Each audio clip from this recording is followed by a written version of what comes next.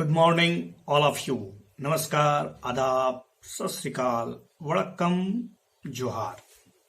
आप सबों का हार्दिक स्वागत है इस यूट्यूब चैनल में, where we are going to discussing various types of questions. You know about that. I promised all of you at least 2 or 3 videos will be for you in per day. So welcome back all of you. अगर ये channel आपको अच्छा लगता है तो share and subscribe, please share and subscribe for and to your friends. Let's start today the section economics and environment section. We are going to studying about it. Let's start. First question on screen about कि वर्तमान में भारत में अधिकांश माल यातायात किस माध्यम से संचालित होता है? फ्रेट ट्रैफिक किसमें सबसे ज्यादा है? सड़क, रेल, जलमार्ग या airways? This is the current scenario that is changing about, so this question is related to current affair.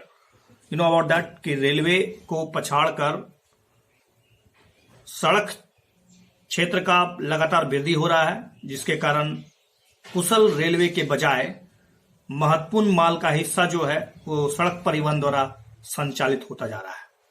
Next question about dedicated freight corridor के बारे में है। डेडिकेटेड फ्रेट कॉरिडोर DFC के बारे में विचार कीजिए। रेल मंत्रालय द्वारा संचालित dedicated freight corridor corporation of India limited DFCCIL dedicated freight corridor का संचालन करता है।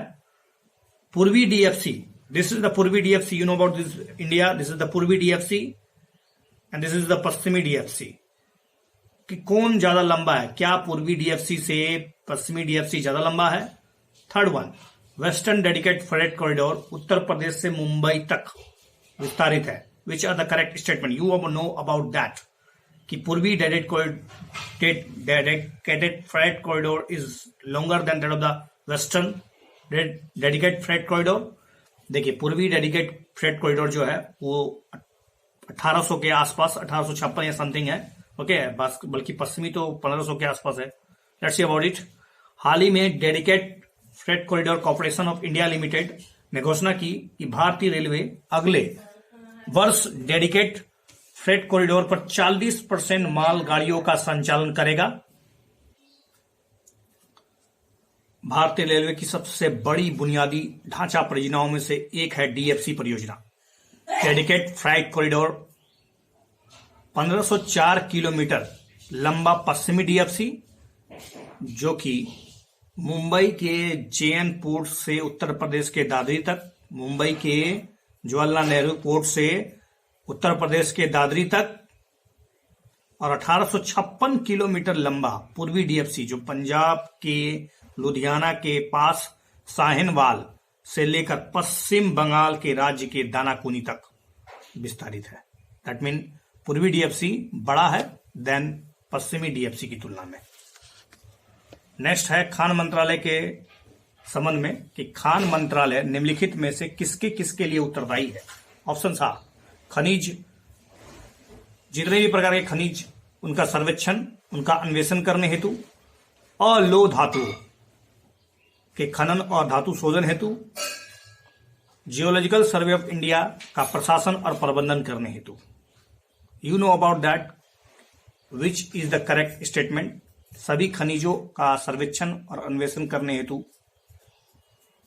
तो खान मंत्रालय प्राकृतिक गैस, पेट्रोलियम, परमाणु खनिजों के अलावा अल्युमिनियम, तांबा, जस्ता, लोहा, सीसा, सोना, निकल इत्यादि और गैर लौह धातुओं के खनन और धातु क्रम हेतु सभी खनिजों के सर्वेक्षण और अन्वेषण और अन्य सभी खानों और खनिजों के संबंध में, चाहे वो कोयला हो, प्राकृतिक गैस हो, के अलावा खान और खनिज अधिनियम 1957 को लागू करने के लिए उत्तरदायी है। इनका कार्य जो है, खान मंत्रालय जो है प्राकृतिक गैस, पेट्रोलियम, परमाणु खनिजों के अलावा अल्युमिनियम, तांबा, जस्ता, सीसा, सोना और गैर लौह धातुओं के खनन और धातु क्रम हेतु सभी खनिजों के सर्वेक्षण और अन्वेषण से जुड़ा हुआ है। नेक्स्ट क्वेश्चन अबाउट सब अर्बनाइजेशन, उपशहरीकरण जो शब्द है इसका क्या अर्थ है? उपशहरीकरण, शहरी क्षेत्रों से ग्रामीण क्षेत्रों की और लोगों का पलायन, या फिर केंद्र शहरी क्षेत्रों से, सेंट्रलाइज जो शहरी क्षेत्र है उससे निकलकर लोग सैटेलाइट समुदाय की और लोगों का प्रवासन हो रहा है, या फिर ग्रामीण क्षेत्रों से उपनगरों की और लोगों का प्रवासन, या फिर निम्न स्तर के शहरों में जनसंख्या में कमी। Which is the correct? केंद्र शहरी क्षेत्रों से जब लोग निकलकर उसके चार दीवारी अर्थात मतलब उसकी परिधि के चारों तरफ बसने लगते हैं, पलायन करने लगते हैं, दैट्स कॉल्ड उपशहरीकरण, सब अर्बनाइजेशन। उपनगरीकरण, केंद्र शहरी क्षेत्रों से उपनगरीय क्षेत्रों की ओर लोगों का, उपनगरीय क्षेत्र में जो कम डेवलप है शहर की तुलना में, उधर पलायन करना। परिणाम स्वरूप उपशहरी क्षेत्र का विस्तार होता है। शहर के केंद्रों से परिवारों और व्यवसायों के स्थानांतरण के परिणाम स्वरूप निम्न घनत्व परिधि शहरी क्षेत्रों का विस्तार होता है। ठीक है, उसके चारों तरफ जो केंद्र के, सपोज दिल्ली के चारों तरफ जो नोएडा और भी जो क्षेत्र है उसका जो विस्तार हो रहा है जिस तरह से, दैट इज कॉल्ड सब अर्बनाइजेशन। ओके। महानगरीय क्षेत्रों के कई निवासी केंद्र शहरी क्षेत्रों के भीतर कार्य करते हैं, केंद्र शहरी क्षेत्रों के बहुत ही अंदर काम करते हैं और सैटेलाइट समुदायों में निवास करना पसंद करते हैं। काम वहां करेंगे लेकिन रहेंगे सैटेलाइट क्षेत्रों में, क्योंकि केंद्रीय क्षेत्रों में रहने का अर्थ है बहुत सारी जो समस्याएं हैं वो लगातार बढ़ती जा रही है, क्योंकि ऑलरेडी जनसंख्या घनत्व तो ज्यादा है, बिजली, पानी, सड़क, इंफ्रास्ट्रक्चर, हॉस्पिटल, शिक्षा इत्यादि की जो मांग है वो बहुत बढ़ गई है, जिसके कारण वहां के लोग वहां काम कर रहे जरूर हैं लेकिन वहां से दूर 50-60 किलोमीटर 100 किलोमीटर दूर बाहर शहर के चारों तरफ बस रहे हैं, ताकि सुरक्षित आवास, पर्यावरण शुद्ध इत्यादि की फीलिंग उनको हो सके, जीवन अवधि जो है लंबा हो, बेहतर हो, सुरक्षित हो। इसके लिए वो इस तरह के मतलब क्रियाकलापों या फिर कहे तो मतलब नेचुरल एक्टिविटी में ध्यान दे रहे हैं। और ये अच्छा भी है क्योंकि शहरों पर लगातार दबाव बहुत ज्यादा हो रहा है, केंद्र शहरों पर खासकर बड़े बड़े महानगरियों में उनका दबाव को कम करने का उपशहरीकरण, this is a good way, good concept. Next है, प्रायः समाचार पत्रों में चर्चित रहता है जिसका है नाम open acreage licensing. Open acreage licensing किससे जुड़ा हुआ है? हाइड्रोकार्बन का अन्वेषण से, रेलवे से, लॉ एस के खनन से, या फिर भूमि अधिग्रहण से। ये जो ओपन एक्रेज लाइसेंसिंग है that is related to hydrocarbon अन्वेषण, OALP। हाइड्रोकार्बन अन्वेषण और लाइसेंसिंग नीति एक महत्वपूर्ण हिस्सा है। ये हाइड्रोकार्बन से जुड़ा हुआ एक नीति है जिसके तहत हाइड्रोकार्बन के सभी रूपों की खोज और उसके उत्पादन के लिए एक जैसा लाइसेंस प्रदान किया जाएगा। ऐसा नहीं कि कोयला के लिए अलग और फिर अन्य धातुओं या अन्य अधातुओं के लिए अलग लाइसेंसिंग, नहीं। चाहे उसका अन्वेषण हो, खोज हो, उत्पादन हो, उसका वितरण हो, सभी प्रकार के लिए एक ही लाइसेंस होना, मतलब इससे कहीं ना कहीं जो प्राकृतिक संसाधन है उसका बेहतरीन तरीका से, संपोषणीय तरीका से, सस्टेनेबल वे से दोहन हो पाए। और इसका गैर कानूनी तरीके से जिस प्रकार से लगातार काम पहले होता रहा था, इस पर एक तरह से मतलब पाबंदी लगाने की कोशिश की गई है, ताकि ठेकेदारों और के वो परंपरागत और साथ ही साथ गैर परंपरागत तेल हो, गैर संसाधन हो, गैस के जो संसाधन है, LPG हो, कुछ भी हो, उसका पता लगाने में इसको सक्षम बनाया सके और विदेशी निवेशकों को एक मतलब हो कि हाँ यहाँ पर मतलब इस प्रकार के पैसे फंसाना इस क्षेत्रों में बहुत ही बेहतर है, क्योंकि यहाँ एक ही लाइसेंस के माध्यम से विभिन्न प्रकार के क्रियाकलापों या फिर विभिन्न प्रकार के एक्टिविटीज करने के मौका मिलेगा। सपोज आपको लाइसेंस मिला कोयला खदान प्राप्त करने का, और आपने जब खुदाई की तो आपको प्राप्त हुआ कि वहां पर कुछ और धातु या अधातु निकल गया, तो क्या उसके लिए आपका लाइसेंस, उसके लिए विशेष लाइसेंस लेना पड़ेगा? तो नहीं, इस लाइसेंस के तहत, ओपन एक्रेज लाइसेंसिंग के तहत ऐसा नहीं करना पड़ेगा। और ये वास्तव में राजस्व साझाकरण मॉडल के तहत क्षेत्र आवंटन किया जाता है ऐसे क्षेत्रों का। नेक्स्ट क्वेश्चन है GDP, सकल घरेलू उत्पाद, और निवल घरेलू उत्पाद, दैट मीन NDP के बीच जो उत्तरोत्तर जो अंतर है वो अगर कम हो रहा है, इसका अर्थ क्या है? जब GDP और NDP के बीच जो अंतर कम होगा, differences will be lesser, what are the major cause? यदि किसी राष्ट्र में तकनीकी विकास धीमा है और पूंजीगत मूल्य ह्रास अधिक है। दूसरा है कि यदि किसी राष्ट्र में तकनीकी विकास अधिक है और पूंजीगत मूल्य ह्रास कम है। तीसरा, यदि किसी राष्ट्र में तकनीकी विकास ज्यादा है और पूंजीगत ह्रास मूल्य बहुत कम है। और फाइनली यदि किसी राष्ट्र में तकनीकी विकास अधिक है, पूंजीगत मूल्य ह्रास अधिक है, तो you know that at first you know about that कि किसी भी देश की घरेलू सीमा के अंदर उत्पादित सभी वस्तुओं के अंतिम जो मूल्य होते हैं उसको कहते हैं जीडीपी। तो अंतिम वस्तुओं और सेवाओं के जो अंतिम मूल्य होते हैं, तो उससे पहले जो मध्यवर्ती वस्तु होते हैं उसके निर्माण में या जो वस्तु निर्मित हो जाती है उसके दरम्यान बहुत से टूट फूट होते हैं, टीयर एंड वीयर, जिसको मूल्य ह्रास कहते हैं। उस मूल्य ह्रास को घटा देने के बाद जो शेष बचता है दैट इज कॉल्ड एनडीपी। तो मूल्य ह्रास जितना कम होगा, पूंजीगत वस्तु के ऊपर जो खर्च हो रहा है उसमें जो एक्स्ट्रा खर्चे हो रही है, जो पूंजीगत ह्रास होता है, उसको कम से कम करने से आपका दोनों का जो अंतर होगा वो कम होगा। किसी भी देश के घरेलू क्षेत्र के अंदर जो देश के पूंजीगत वस्तुओं का पर जो मूल्य ह्रास होता है उसको घटाने से आपको नेट डोमेस्टिक प्रोडक्ट एनडीपी मिलता है। मूल्य ह्रास प्रसंपत्ति और सेवाओं के उत्पादन के दौरान होता है। क्योंकि कोई वस्तु होता है तो ऐसा नहीं है कि फाइनली एक ही बार में बहुत ही बेहतरीन निकल गया, उसके ऊपर बहुत से एक्स्ट्रा खर्च हो जाते हैं, पेंट हो, टूट फूट हो जाता हो, कुछ डिफेक्टिव प्रोडक्ट बन जाते हैं। तो फाइनली यू कैन से कि NDP equal to GDP minus मूल्य ह्रास। मूल्य ह्रास पूंजी के टीयर एंड वियर के कारण या खराब तकनीकी के स्तर के कारण होता है। मूल्य ह्रास को कम करने के लिए बहुत से तकनीकी उपयोग का प्रयोग करना, कौशल वाले उद्योगकर्मी और साथ साथ उसके जो लेबर्स हैं, रोजगार है, उन लोगों को दिया जाए। Tear and wear could be minimize and your NDP will be good. But for your question, NDP और जीडीपी कब बराबर होगा? Can you tell me in comment section? This is the simple question but ask.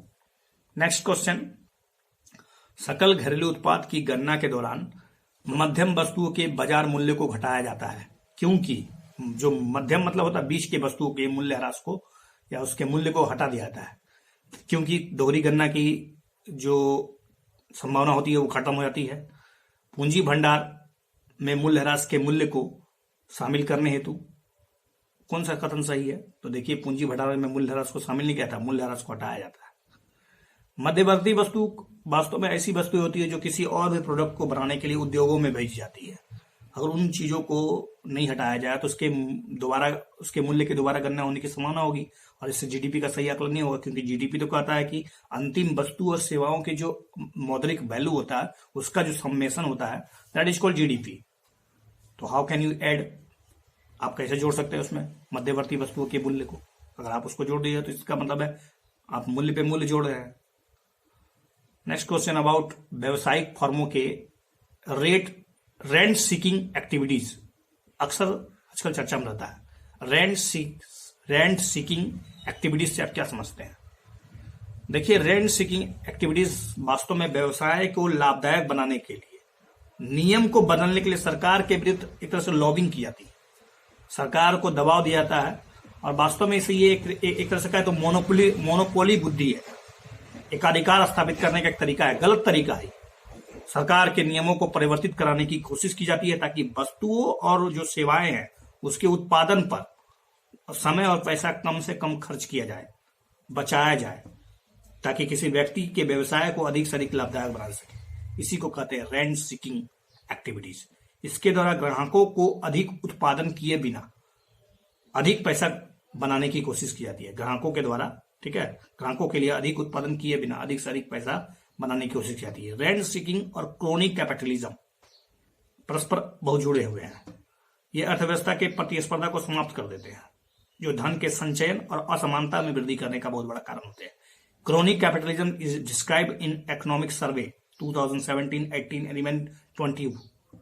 Chronic capitalism वास्तव में एक तरह से कहे तो ये मोनोपोलिस्टिक विचार है, धारा है, मतलब कुछ खास लोगों को, सरकार से जुड़े हुए लोगों को विशेष मदद की जाती है, ठीक है। That's not fair for the good economics, that's not fair for the competitive economics system. ये एक तरह से अर्थव्यवस्था के लिए घातक है और साथ साथ ये असमानता को बढ़ाने में एक बहुत बड़ा रोल निभाता है। इसी प्रकार का कॉन्सेप्ट है rent seeking activities. Rent seeking activities किसी भी अर्थव्यवस्था के लिए अच्छा नहीं हो सकता है। नेक्स्ट क्वेश्चन है केस मैनेजमेंट बिल।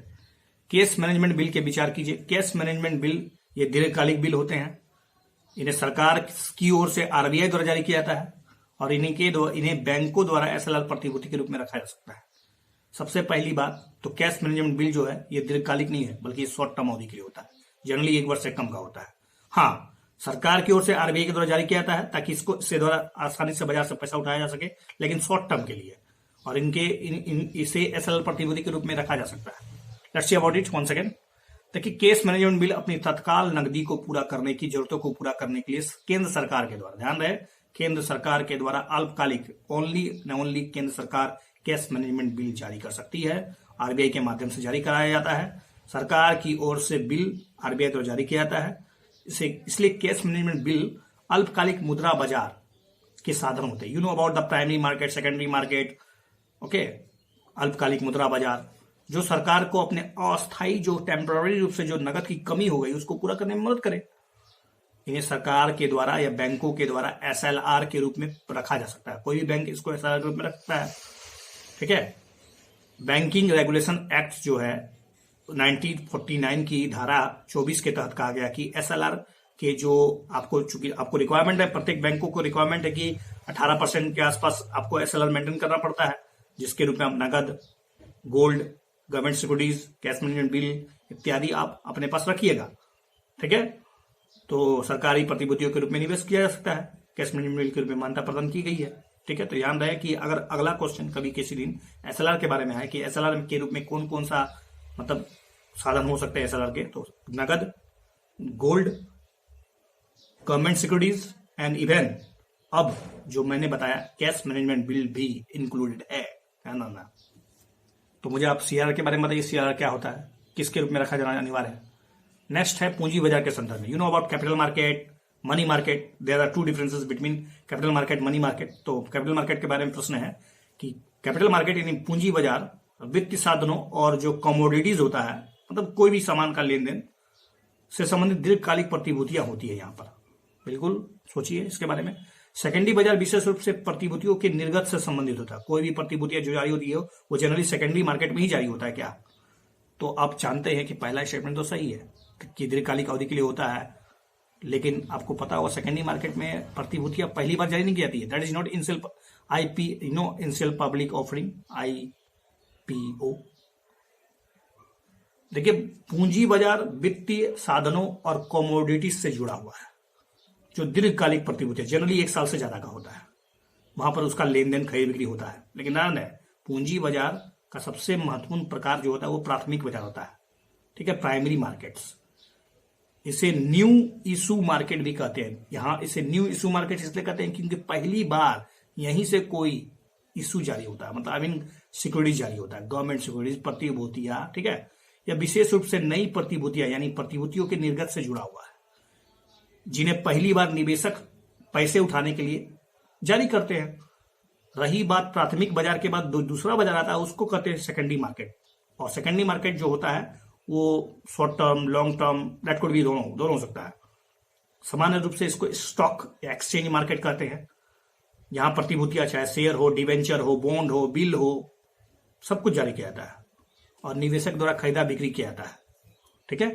प्राथमिक बाजार और द्वितीयक बाजार के बीच मुख्य बिंदु यही है कि प्राथमिक बाजार में केवल और केवल नई प्रतिभूतियां जारी, पहली बार जो चीज अगर जारी करना होता है, पहली बार जो प्रतिभूतियां निवेशकों के द्वारा जारी किया जाता है वो प्राथमिक बाजार में किया जाता है। और वही प्रतिभूतियों का जब लेन देन, खरीद बिक्री, बार बार लेना देनी हो तो सेकेंडरी मार्केट में होता है, ठीक है। Next question for indirect tax से जुड़ा हुआ है। अप्रत्यक्ष कर को प्रतिगामी कर क्यों कहते हैं?